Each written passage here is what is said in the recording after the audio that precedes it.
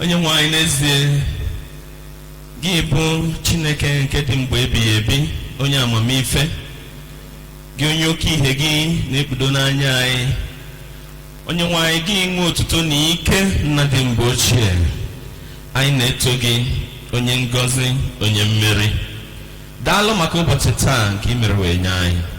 Daalụ maka ndụ nke i nyere anyị, dịka ndị Igbo si aba n'afa na Chukwu nwe ndụ, mana ọ masịrị gị Chineke na ndụ ọ bụ nke gị na ị ga-arapụrụ anyị ọbụna ruo taa. Daalụ.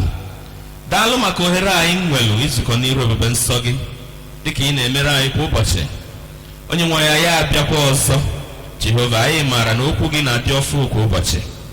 Anyị na-arịọ Chineke mpụta ife nke okwu gị nke na-enye ezi akọ na uche na amamife na nghọta nye onye ọ kọrọ, na-enyekwa ike na ume na ọgwụgwọ nye ndị ọ dị mkpa, na-enye ọfụfụ ụzọ na ntụziaka nye ndị ihe na-agbagwoju anya.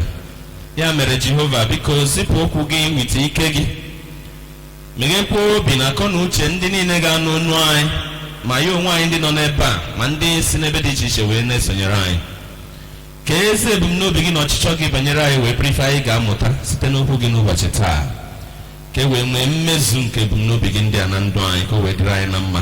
Sọ gị Chineke ka otuto niile na-adịrị n'ihi na ị bụ Chukwu ruo ebighị ebi, n'afa Jizọs Kraịst bụ onye nwe anyị. Amen. Nụdụ anyị, onye nwe anyị gọzie gị. Praise the Lord. N'ezie, anyị ekenecha Chukwu dịka o si kwesị maka mmeso ọma ya niile. We continue to appreciate him for all his goodness, and then also we will not be tired also of appreciating our Lord Bishop Papa anyị, onye na-esitekwa n'ụba amara ya wee na-enyekwa anyị platform ndị aga ka anyị wee na-esonyekwa n'ije ozi a. Chineke anyị ga-aga n'iru na-agba ya ume, na-agọzi ya na ezinụlọ ya, na-edebe ha, na-eme ka ebumnobi ya niile bụrụ ife a na-emezu, inye Chineke anyị otuto ka o wee dịrị dayọsis anyị mma, dịrị anyị niile na mma n'afa Jizọs. Ama ekenekwa gị onwe gị nọ n'ebe a ma ọ bụ onye na-anụ unu from wherever you are. The Lord richly bless you in the name of Jesus. Ka anyị na-anya na Abụ Ọma 84, Psalms number 84, Psalm 84. How amiable are thy tabernacles, O Lord of hosts! My soul longeth, yea, even fainted for the courts of the Lord. My heart and my flesh crieth out for the living God. Yea, the sparrow hath found an house, and the swallow a nest for herself, where she may lay her young, even thine altars, O Lord of hosts, my King and my God. Blessed are they that dwell in thy house, they will be still praising thee. Blessed is the man whose strength is in thee, in whose heart are the ways of them, who passing through the valley of Baca make it a well. The rain also filleth the pools, and they go from strength to strength. Every one of them in Zion appeareth before God. O Lord God of hosts, hear my prayer. Give ear, O God of Jacob. Behold, O God our shield, and look upon the face of thine anointed. For a day in thy courts is better than 1,000. I had rather be a doorkeeper in the house of my God than to dwell in the tents of wickedness. For the Lord God is a sun and shield. The Lord will give grace and glory. No good thing will he withhold from them that walk uprightly. O Lord of hosts, blessed is the man that trusted in thee. Hallelujah. Anyị na-ekwenyere Chineke anyị site na Abụ Ọma wee nye anyị ntụziaka one na one gabara anyị uru maka ndụ anyị. Let's go back to the first stanza of verse 1. How amiable are thy tabernacles, O Lord! How lovely are thy dwelling places, O God! How beautiful are thy living places, O Most High God, the Lord God of hosts! Akwụkwọ nsọ na-ezi anyị n'ebe a maka ịma mma nke ịdị nsọ nke ebe obibi Jehova. ịdị mma nke ebe obibi Jehova, ebube nke ebe obibi Jehova, ikwesi ekwesi nke ebe obibi Jehova. You know, the house of God, the habitation of God is a quintessence of glory, is a quintessence of goodness, is a quintessence of beauty, is a quintessence of everything that is good. Yeah, a perfect example. The word quintessence means perfect example. A perfect example of ife malumma, a perfect example of ife dummananya, a perfect example of ife negosi ebube. That is the house of God. That is the dwelling of God. That is the habitation of God. Anything short of that, I want to say that Chineke anọrọ n'ebe ahụ. Chineke abụrụ part of it. Ebe ebube adapụta, ebe ịdị mma adịrọ, ebe ife dị mma n'anya na-adịrọ, ebe otuto adịrọ, ebe ịma mma na-adịrọ, ebe ahụ abụrụ ọba Jehova. Chineke enwere anything to do with such a place. The habitation of God is beautiful. The habitation of God is glorious. The habitation of God is wonderful to look at, to behold. Ọbụ na ị na-atụne, ọbụ na ị na-imagine, ma ọ bụ na-afịa n'anya, ọ na-adị filled with glory. Ọ na-adị awesome. Ọ na-adị wonderful. Ọ na-abụ ife na-adị mma n'anya. Ọ da-asọ oyi n'anya. There is nothing irritating to the eyes. There is nothing irritating to the sight that is of God, because Chineke dị mma. Chineke na-eme ife ọma. Chineke bụ ife dị mma n'anya ka ọ na-eme. Chineke, everything about God is so good. That is why you see the church of God, a building designated as a sanctuary of the Most High God. Ebe ụmụ Chukwu na-agbakọ, a na-akpacha anya edozi ya ọfụma. A na-akpacha anya edozie ka ọ maa mma n'anya, because enye ọbụla batalo na be Chukwu kwesịrị inwe that sense of God's presence. Negoligodo anya na this chapel of grace, a malo that indeed the Lord is here. Hallelujah. Now, you know, the reason God is bringing this word to us at this time, for those of us that are here and for everyone that is listening to us from wherever, in any part of the world, wherever you are, Chineke choluki no in any doubts about where God is and where God is not.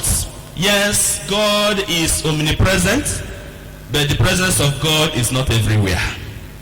Hallelujah. God is present everywhere, but the presence of God is not everywhere. I hope you understand that statement very well. Chineke anyị nọ n'ebe niile maka na Chukwu ka ọ bụ, mana ọ bụrụ n'ebe niile ka Chukwu nọ. Ọ bụrụ n'ebe niile ka Chineke si apụta alụ ọlụ. Hallelujah. And so it becomes very important for us. Na ọgbọ anyị nọ, ọgbọ ebe ndị mmadụ na-achọje Chukwu n'ebe dị iche iche. Ebe ndị mmadụ na-achọ aka Chineke n'ebe dị iche iche.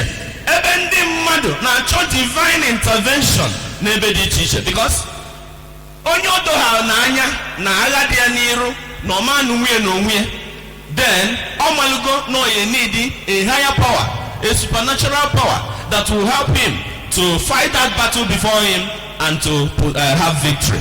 And so ọtụtụ ndị in the quest for victory over the challenges of life, na-eje ebe dị iche iche, na-eje ebe dị iche iche iji wee je chọta that extra power, that supernatural power, ye eme ka ha nwee ike melie ọgụ nke ụwa, ọgụ nke ndụ a nke cherefa n'iru. And you know, essentially ụzọ ọgụ ịtọ ka mmadụ na-anụ na ndụ a, apart from the fight to be alive, you know, that one is basic. But then in that life ka ọ na-adị ndụ a, ọ na-anụ ọgụgụ maka ọmụmụ, ọ na-anụ ọgụ maka ụba, ọ na-anụ ọgụ maka ike. Ụzọ ife taa mejọli onye ọbụla na-achọ ya, na-achọ ma ọ bụ na-expect to, you know, enjoy these things, fruitfulness, wealth and power. And because of ụzọ ife taa mejọli, ọtụtụ ndị na-eje ebe dị iche iche, na-aga n'ụzọ dị iche iche iji wee maa na fa ga-enweta these things. And that is why it is important for us to emphasize na o nwere ebe a na-eje ịmara na ọba Chukwu ka ijelu, nwee ebe ị ga-eje ịmara na ọbụrụ ọba Chukwu. It is is important that everyone knows that. It is important that na mmadụ ọbụla si na Chineke ka ọ na-achọ aghaghị inwe ebe ọ ga-achọrọ ya eje, because ebe ọbụla ka Chineke nọ dịka esi wee kwu. Ọ bụ say that he is omnipresent, but he is not everywhere. His presence is not in every place, even though he is present everywhere. Hallelujah. How amiable, how lovely, how wonderful. Everything about God is so good. It is so beautiful. It is so glorious. You know, Bible Igbo. If a Bible Igbo render ebe o si no na-eke ebe obibi gị niile si bụrụ ebe ahụrụ n'anya nke ukwuu. Onye nwanyị Chineke nke usu niile nke ndị agha. Lee ka ebe obibi gị si bụrụ ebe afụrụ n'anya nke ukwuu. Now, achọrọ m ka anyị chekie ya. O nwero ife adịrọ mma n'anya a na-afụ n'anya. Ife a ga-afụ n'anya ga-ebu ụzọ mee gịnị dịgodi mma n'anya. Do you agree with me? Ọ dịrọ possible na mmadụ ga-afụ ife adịrọ mma n'anya n'anya. Nya, ife ya wine ya anya anyị metụ a. Ife ya wine ya anyị iselu, isi mba, you don't want to continue to look on this. Ife ya wine anya isi, I would rather not see it a second time. I can't see anybody loving such a thing. Hallelujah. I can't see how such a sight will be amiable. I can't understand how such an environment will be lovely. Or if it do beautiful, now they lovely. Hallelujah. Or if it be good, now they lovely. Or if it be glorious, now they lovely. Now, let's check. Can I go to comparison now? Can we make what if I knew of man? So many people are going back to idolatry. And you ask them, they say they are seeking God. You ask them, they say they are going to meet their God. You ask them, they say, oh chuku, no Chineke okike abịama, no chuku nke kere n'igwe, no chuku kafa na ekpelo, no nya kafa na ejepu. Now, wolugodu chapula ya, wolugodu unu ka ndị magasi, Chineke emelebere alụlụ ọfụma, dozi ọfụma, wolugodu esikwu okwu alụsị ahụ ifudara na. Ama m na anyị niile nọ n'ebe nwere onye afụ nụrụ okwu alụsị na ndị ya. We must have all seen shrines at one point or the other, you know, somewhere or another. Wolugodu debegodu hanabo, picture godie, butegodu picture of okwalusi ahi ifu goluna, wolugodi edebe na akoko kita. Na eni anya n'ime mmụọ, iwele nene chapula, iwe na esiku hanabo, iwe mwalu nke dị mma n'anya na nke na-adịrọ mma n'anya. Iwe mwalu nke dị amiable to behold, mwalu nke na-adịrọ amiable. Mwalu nke dị lovely to the sight, mwalu nke na-adịrọ. Mwalu nke dị irritating to the sight, mwalu nke dị beautiful to behold. The habitations of God are lonely. The habitations of God are beautiful. The habitations of God are glorious. The habitations of God are wonderful. And there is no way God can operate and dwell and walk from a habitation that is inglorious, a habitation that is irritating to the sight, a habitation you know, in 1 John chapter 4 verse 7, is it verse 7 or verse 8 now? Bible say onye na amara ifunanya. Okay, I say verse 8 now. Let me have verse 8. I say, he that loveth not knoweth not God, for God is love. Then 1 Corinthians chapter 13 verse 5. Kai link here so that you know, we'll bring it out the point very well. Do love doth not behave itself unseemly. Yeah, it will an Igbo. Bible was no. If nanya de mi fe na de roma nanya. If nanya de mi fe na de roma nanya. So, ebe ono chukwu we funanya. Then if up tau na chukwu ade mi fe de roma nanya. Hallelujah. Now, all the very, very important that Nai emphasizes such facts, such truth, even from here. Because I ayafo otundi mmadu si arapu eziokwu rapu uzo na efiofia na abanofia, and some of them, let me give them benefit of the doubt, sincerely seeking for supernatural intervention, maybe not knowing exactly that no nwere otu ọzọ ka mma ma ọ bụ na indeed na Chineke anọrọ na n'ebe ahụ. Then mana ife ka n'ọnụ ọgụgụ ife ka n'ọnụ ọgụgụ I must say bacha anya erefu that ụzọ. Fama na ebe ha na-eje na Chukwu anọrọ ya. Fama na ebe ha na-etinye onwe ha abụrụ be Chukwu, na ebe ha na-abanye abụrụ the house of God, or abụrụ the habitations of God. They know it in their heart of hearts. But the problem is, people want the blessings of God, but they don't want the righteousness of God. People chọrọ ife nlite na ngozi nke na-esi n'ebe Chineke na ọbịa. Ndị mmadụ achọkị ya, mana ike adịrọfa isonyekwa n'ezi omume ịdị nsọ nke Chineke. They will rather live their lives however they want and yet enjoy the blessings of God. Mana anyị ma na with God ọ dịrọ like that. Anyị ma na nọ ya amasị Chukwu ka mmadụ bulu ụzọ lite nyanwa n'ụlọ before o litebe ife o ji n'aka n'ụlọ. Anyị ma nọ ya amasị Chukwu na mmadụ ya ebu ụzọ nwali ya before ọ nwali ife ọ na-eme. Anyị ma nọ ya ka Chukwu mma na Chineke ga like ka mmadụ bụ ụzọ nwali ụzọ tupu ọ nwali ihe omume ya. Mana majority of the children of men actually like that, and that is why they leave God's habitations and they go to ebe sulfa ka ebe fa na-achọ ike, ebe fa na-achọ maọbụ ọmụmụ maọbụ ụba maọbụ ike.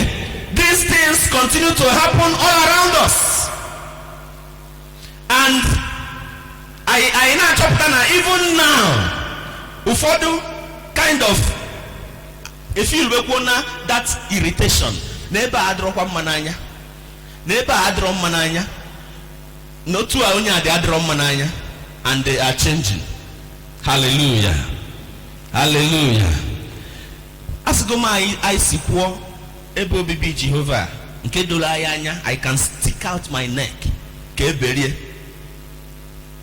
na ọwụrụ na ajụọ m na Jehova nọ n'ebe a. I can stick out my neck si belie o doro m anya na Jehova nọ n'ebe a.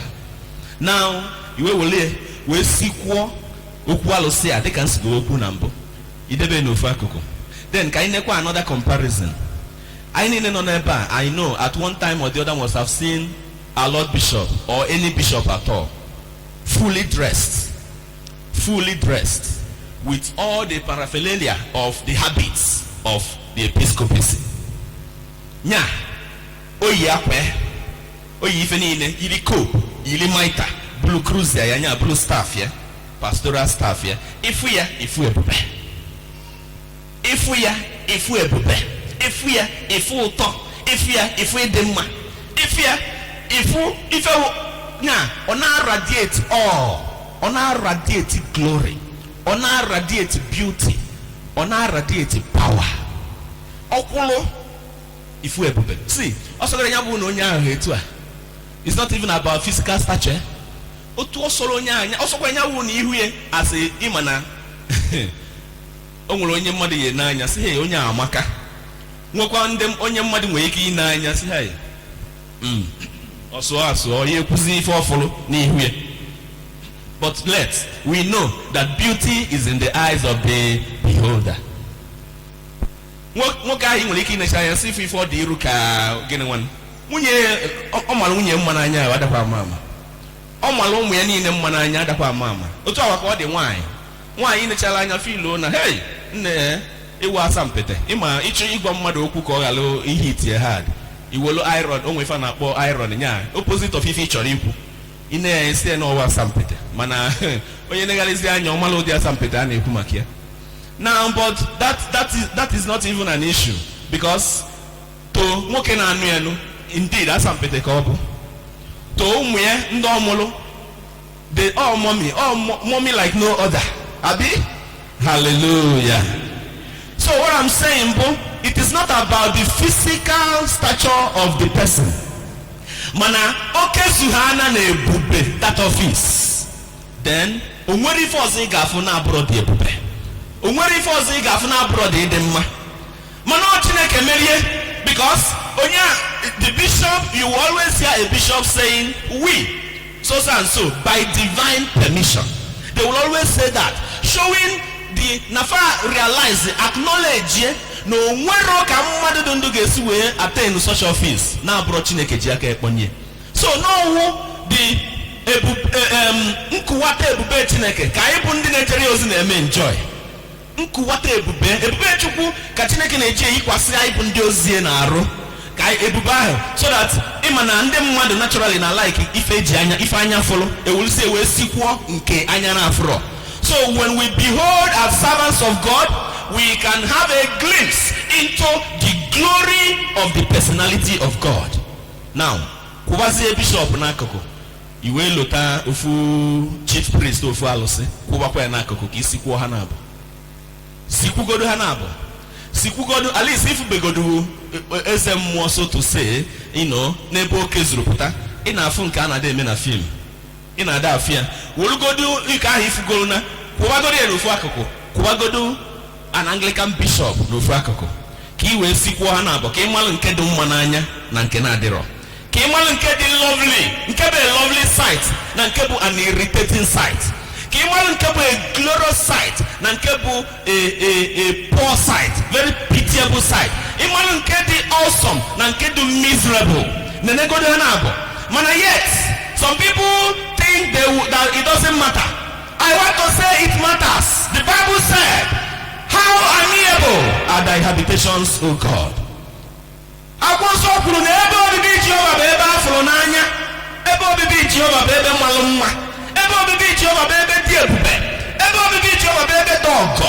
And therefore, there is no way God can go and dwell and choose to operate from ebe to irritating, ebe to miserable, ebe to poor in sight. I'm not talking about poverty of money, but I'm talking about poverty of glory. I'm talking about poverty of holiness. I'm talking about poverty of awesomeness. God can never operate from such a place. Now, of course, it does.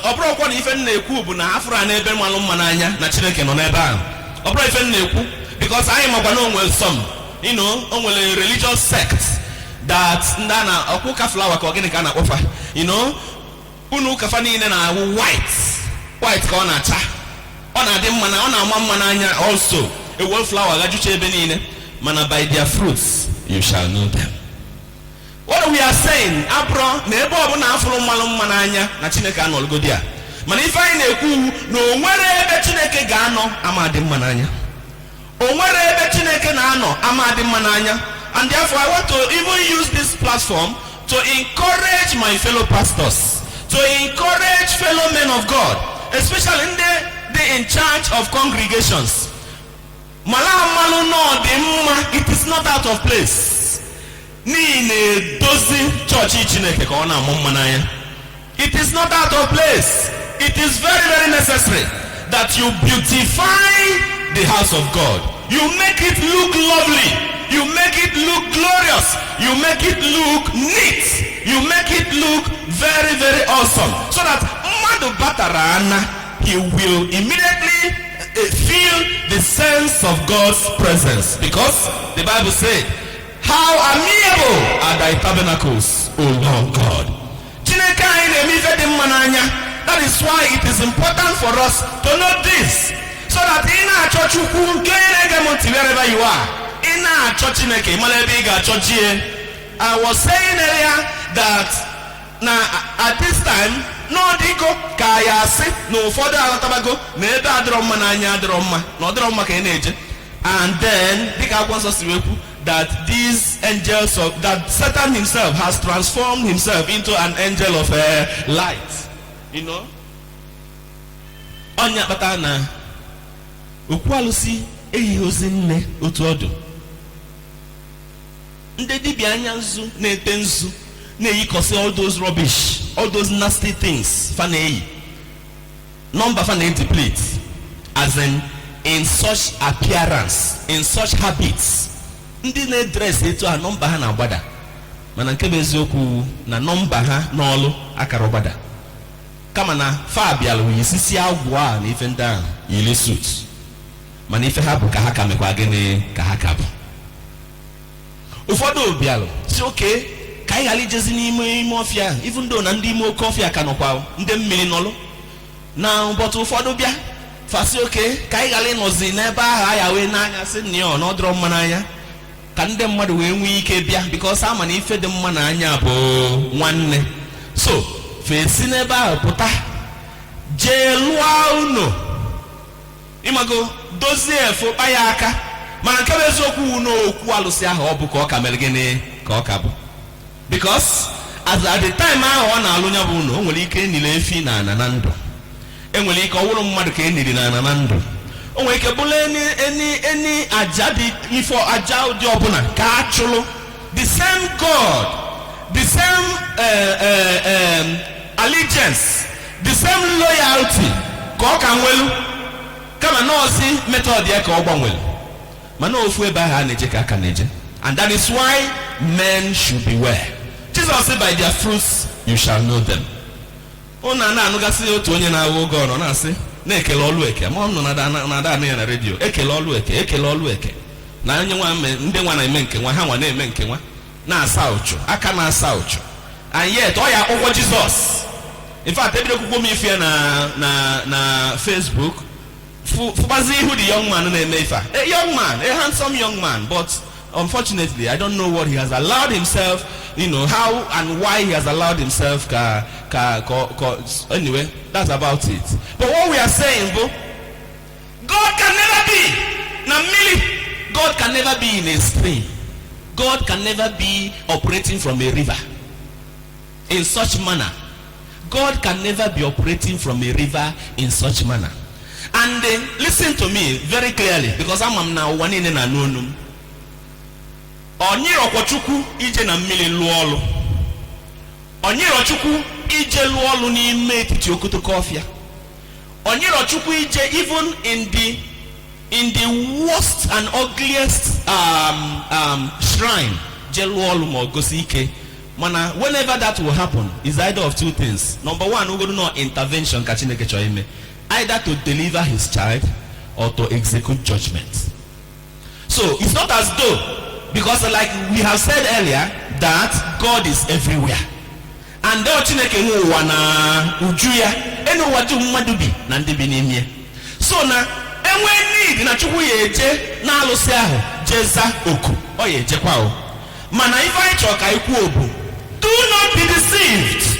Echena na Chineke na alụ ọrụ ya na-eme operate from such places. Don't visit such a place.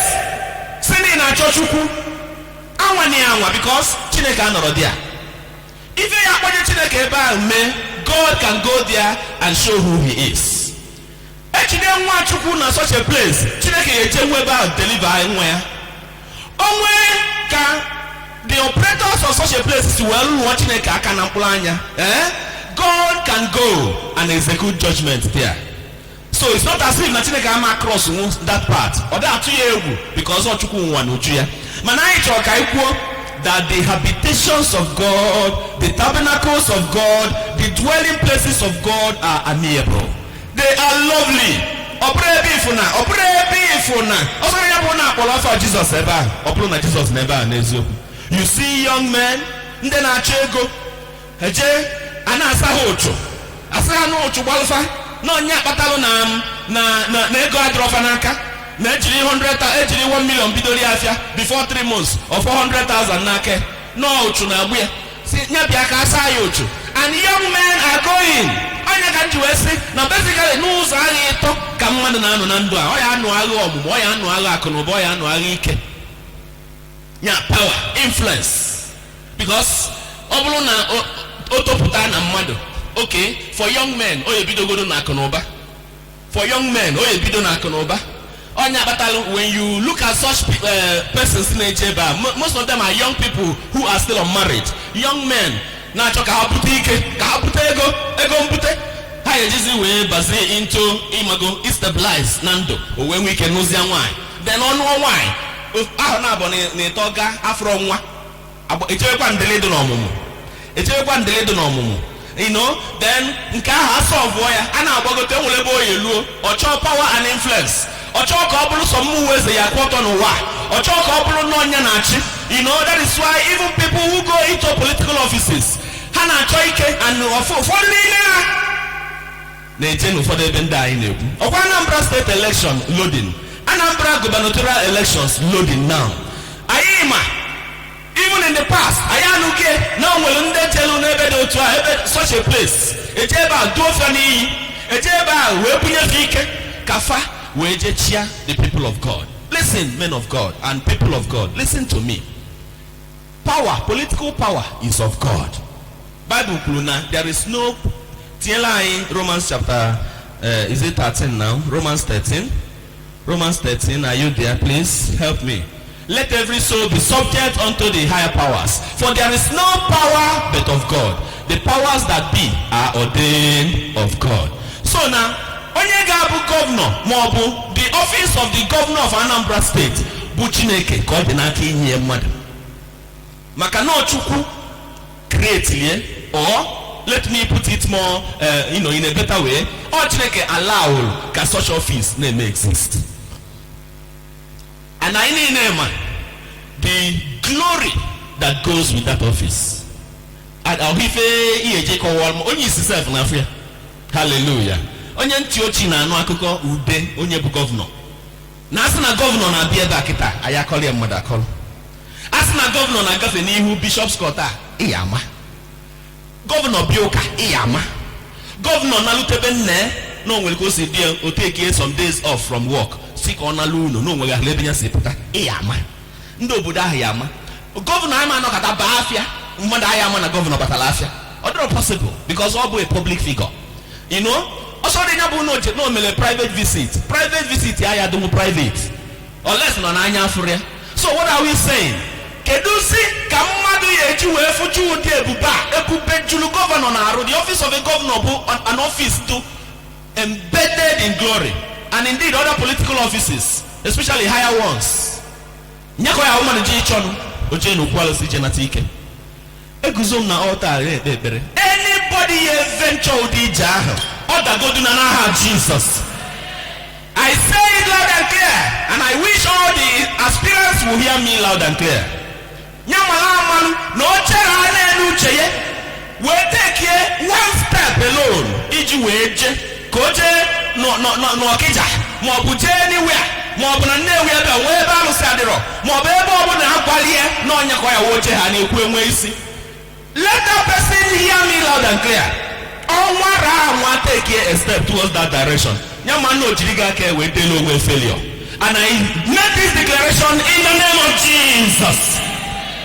The habitations of God are very lovely. They are amiable. They are beautiful. They are glorious. Into a glory. Into glory. Apollo na if the opposite of glory. No. Or if Apollo, if Apollo. Or they call the Boba, or they call the Egolu. So if I know now the habitations of God are lovely. Look at Suekuna, Ufodo, Ahe Yizi, Abu. Now if any no say trouser, shirt, and sometimes jacket, yeah, do smart. Man, by their fruits, you shall know them.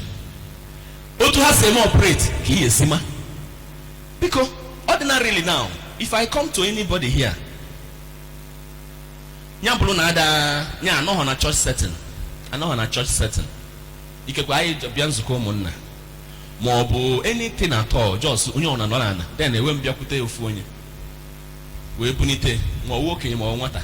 Bunite say, Buria Pia Noche. Because going to come Melonia. I have assaulted that person, isn't it?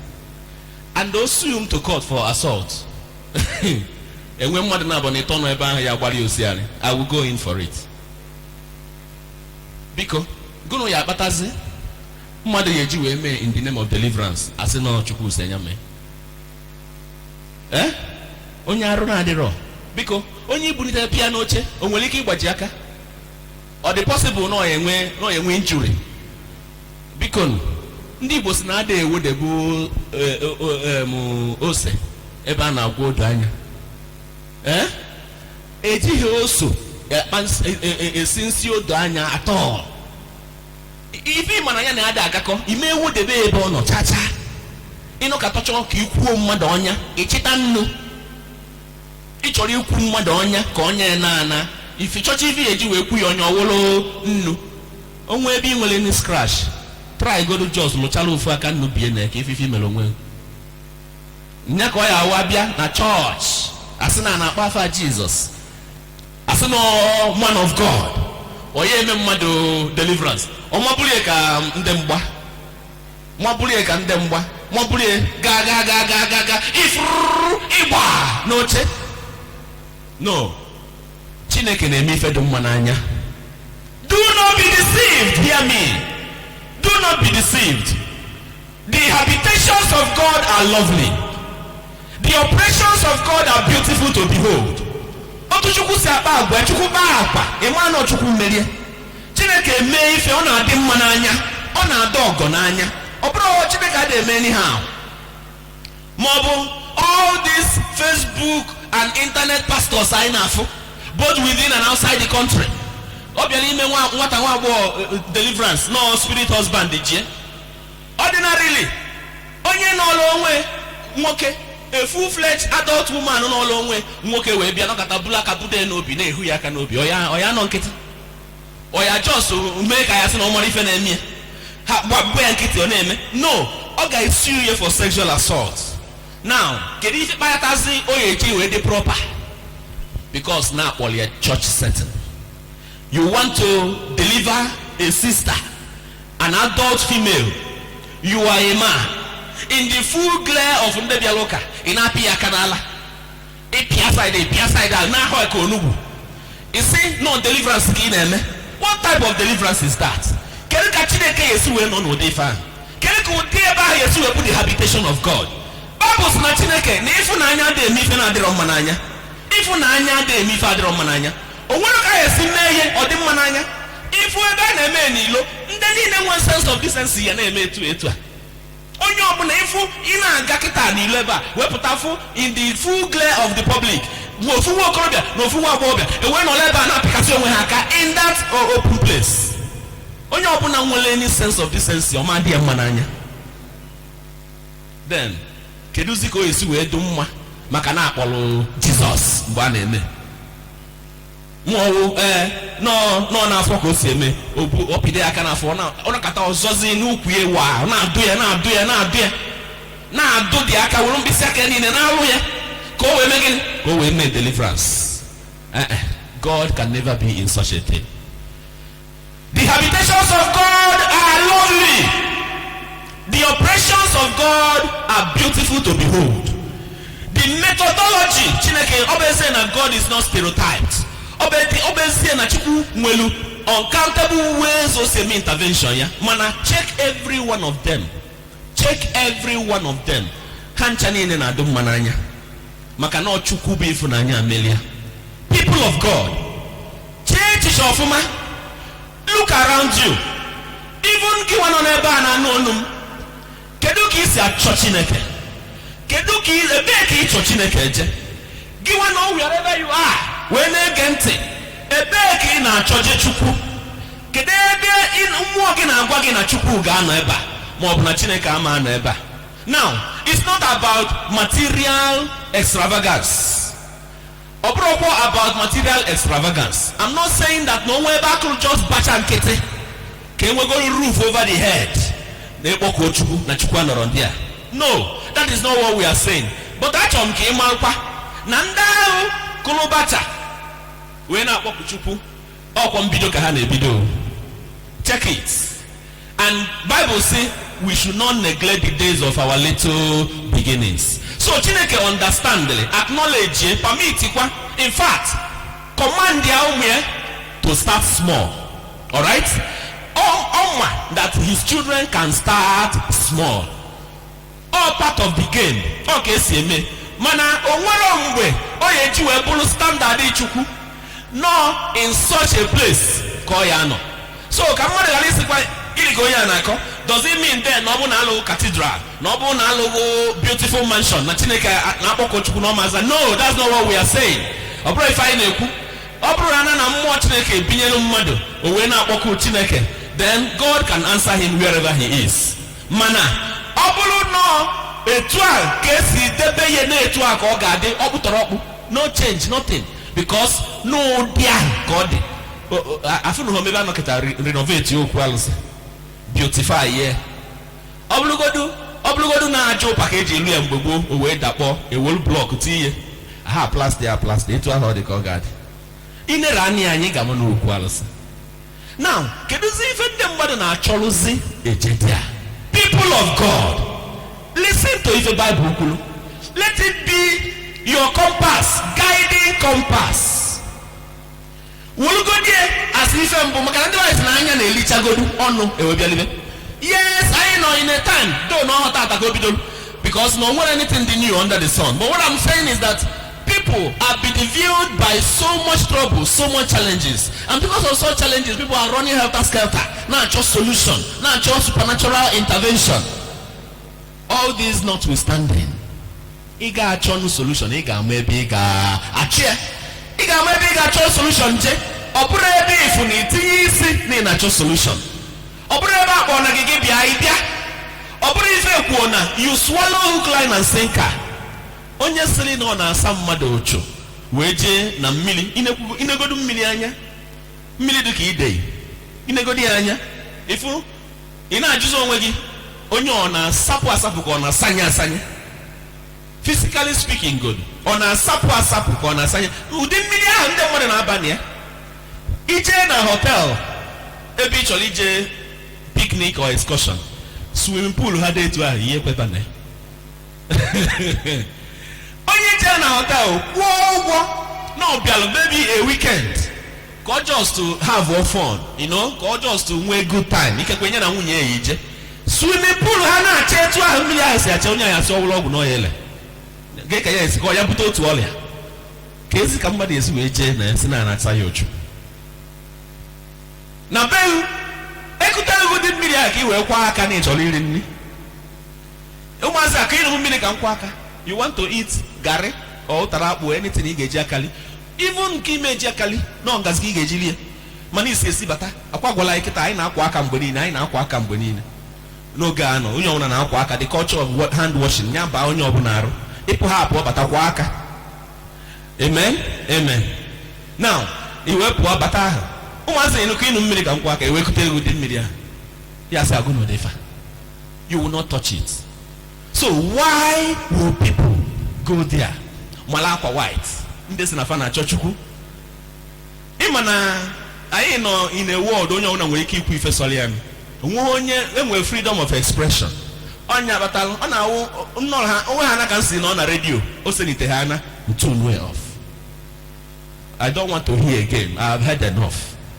I have heard enough. I don't want to hear again. But unfortunately, so many people are still na-agaghị na ntị and repeatedly ha na-anụ ya ọrụ kata ọ sị na ife a can give God a trial.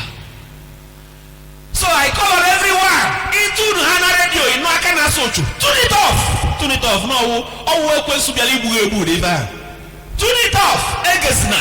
Egesina what any good thing you get there, because the habitations of God are lovely. The habitations of God are beautiful. The dwelling places of God are glorious.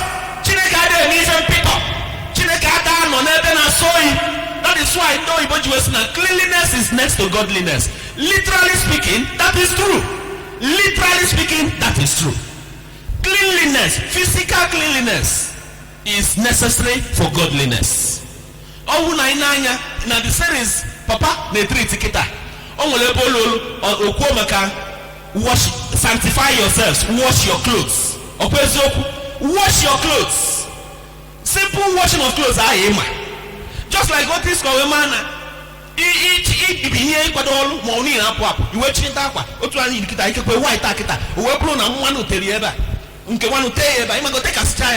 I can't wear it and go out. I can't. Even normally Isimba, when we actually say Simba if I alone uni, not doesn't mananya no need so. Cleanliness is next to godliness. And in the same way, the dwelling places of God are clean. The dwelling places of God are lovely. The dwelling places of God are glorious. The dwelling places of God are beautiful. And upon these things are the road neighbor. Chineke anorodia. Chineke behave. Involved in the ordinances of that place are not people that are lovely, people that are amiable, people that are glorious, people that are holy, people people that are beautiful, then they are not serving the same God. It is important that we know that, so that ka Chineke nyere anyị aka ka anyị nwee ike ịghọta na ọ bụrụ ebe ọbụla ka anyị ga-achọ Chukwu jebe. Ọ bụrụ ebe ọbụla ka ị ga-achọ Chukwu jebe. Ife ọsọ ya nyawụrụ ya wụ mba gị. Chineke anyị na-efe n'ụlọ nzukọ ya na n'ebe obibi ya dị nsọ is able to meet every one of us at the points of our needs. And I want to assure you this morning, gị onye na-achọ Chineke eje n'ebe kwesịrị ekwesị, gị onye na-achọ Chineke abịakwute ya n'ụlọ ukwu ya dị nsọ, gị onye na-achọ Chineke abịa n'ebe ahụ isi inele anya si yes, n'ebe a dị lovely, and for that reason God will be here. And you have come with that faith. I assure you this morning, if I hit maka ya achọ Chineke, Chineke ga-ezute gị na ya n'aha Jizọs. Gị onye na-anya ntị na-asị na okwu a na-make sense, na ọ bụrụ nkọ eli dị ife a, na okwu a na-make sense, na okwu a na ị na-ege n'eziokwu dị ya. Gị onye dị ife ahụ nwere that reasoning, o wee mee gị iwe na-ege ya mgbe niile from wherever you are, every 6 a.m. Nigerian time, regardless of time o nwere ike ịbụ n'ebe ị nọ, ikekwe ibulu oche or whatever it is, or you even call some persons to sit around with you, and you devote time to listen to this message, this word. Ị nwere abụma n'ime obi gị na okwu a na-make sense, na ọ bụghị nkọgheli, na ọ akụkọ maka ịsa ochu na asaghị ochu na ekekwa ọlụ eke na ekeghị ọlụ eke, kama nnọọ eziokwu kwụ ọtọ. Gị onye na-etu a na-aga anyị ntị, from wherever you are, I speak into your life wherever you are. Chineke anyị, distance abroad a barrier.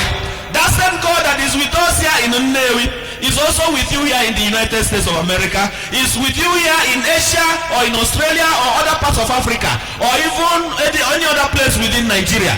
That same God will meet you at the points of your needs in the name of Jesus.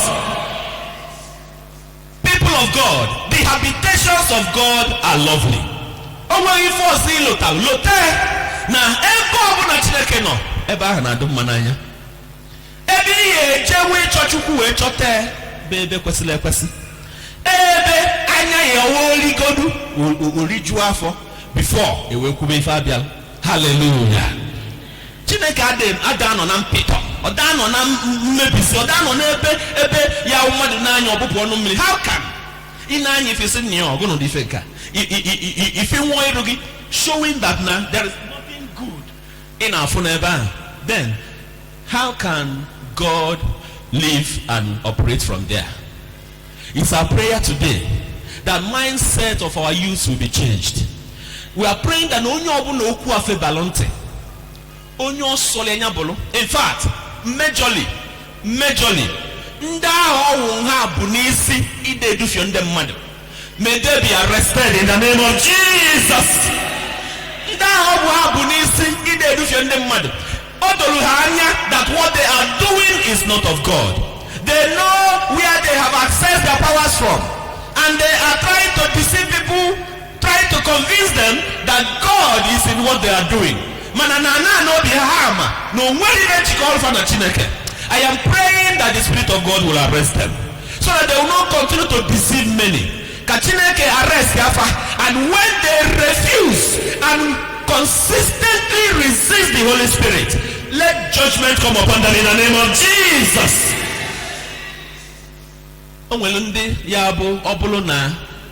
Such influences abịahụ, then mmụọ Chukwu ya enweta ha ngwa ngwa. Mana because such negative influences na bombard ifa, they are led astray.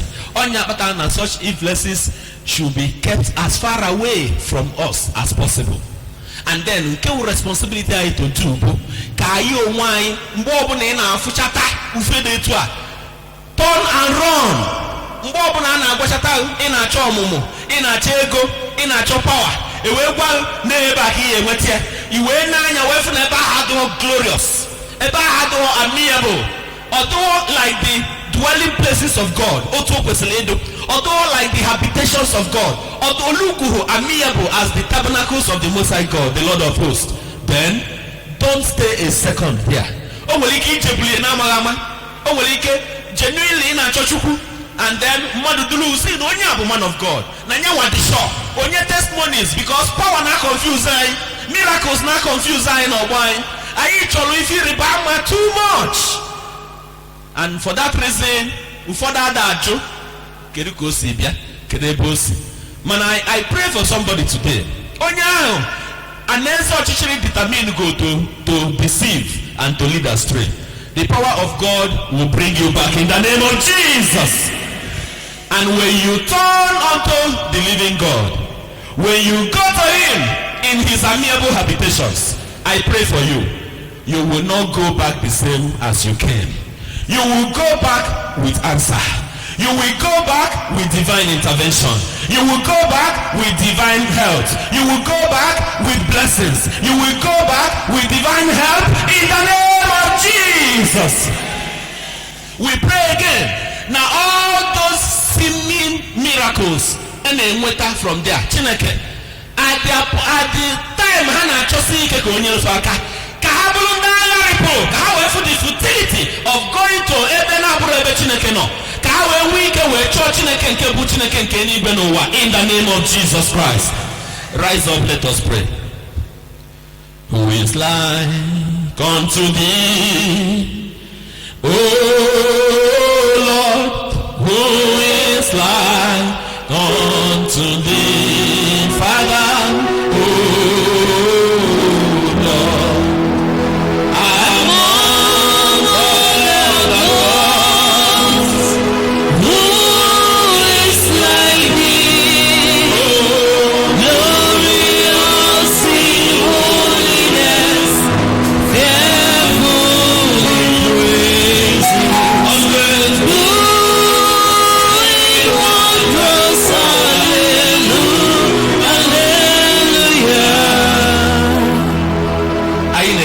Jesus Christ.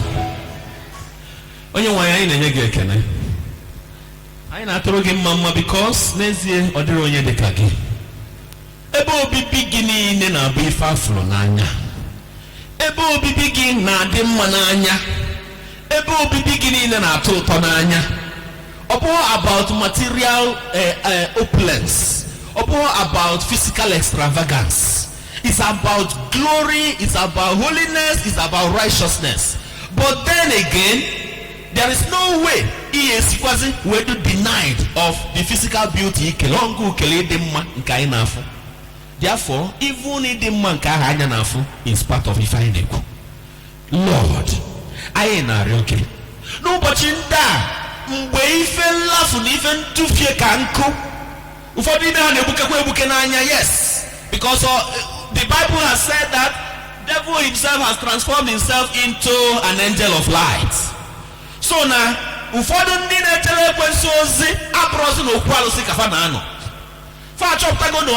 people will detest those shrines. They will not want to be seen in those shrines. They will not want people to hear that they visited shrines. So for one way, their modus operandi. Where you put you suit. Sino Paul seputa luanuku nuka oye wai mana yet site na mkpụrụ ha ana amazu ha onye nwanyị anyị na-arịọ gị ekwena ka ụmụ gị bụrụ ndị edufielu n'afa Jesus. We pray for every soul, O Lord, na-achọ gị with every sincerity. O nwere mkpa n'ezie ọtụtụ mkpa na-ejide ụmụ mmadụ n'ụbọchị ndị a. Onye nwanyị anyị na-arịọ gị biko ka mmadụ ọbụla nke ji obi wee na-achọ gị wee chọje gị n'ebe o kwesịrị ịchọje gị in your amiable habitations. May they receive from you that intervention and help they require in the name of Jesus. Onye ọbụla na-anụ onu anyị ma ọ nọ n'ebe a kịta ma ọ nọ anywhere else in any part of the world nwelu a very serious confrontation kita of any challenge Chineke, but the real mana ikekwe onye enwego influences, evil influences kali opugenu we buche n'ebe Chineke na anọrọ mana n'ifi okwukwe ihe n'ebe ịnọ Chineke onye ahụ stand there his ground simba ni ama eji maka nsogbu a wee gbakọta Chineke azụ n'ọchukwu ka na-echelu onye nwanyị biko anyị arịọ reward such faith with intervention in the name of Jesus. onye ezi omume ka testimony wee nwee ike na-apụta n'ọnụ ndị gị wee na-encourage others who are still waiting for you. Onye nwe anyị n'ebe a anyị na-arịọ gị debe anyị niile n'otu n'otu, our various personal challenges and the situations anyị na-arịọ gị ka ị intervene. Otu ọbụla o si wee na-akpọ onye ọbụla Chineke biko zute anyị niile n'otu n'otu n'afa Jizọs. Anyị agọzie ụbọchị taa n'afa gị Chineke. This is the first day of the week. Lord, we decree and declare that izuka ga-abụla anyị ọmalịcha izuka n'afa Jesus. As a matter of fact, this is the last week of the month of January. Onye nwe anyị, even in this last week, o nwere ngọzi kwesịrị ịlụtụ anyị na January akara wee bịa. We stretch forth our hands of faith to receive them in the name of Jesus. O nwere onye Chineke ị ga-agbaba aka ka a rapụ ndị niile na-achọ gị n'ezi obi ha niile. Onye nwe anyị, a ga-achọta gị n'ime ọnwa a. N'ime ọnwa a ga-enwe ndị ga-ebu n'elu. N'ime ọnwa a ga-enwe ịtụrụ ime nye ndị ịtụ ime na-esiri ike sinsi. N'ime ọnwa Chukwu a ga-eme mmeghe ụzọ. N'ime ọnwa a ga-agwọ ọrịa ahụ agụgoro ọgwụ for years. Ọ bụrụ na ọ daa n'ana, ị ga-ezute ndị dị otu onye nwe anyị n'afa Jizọs. Thank you, Father. Blessed be your name. In Jesus' mighty name we pray.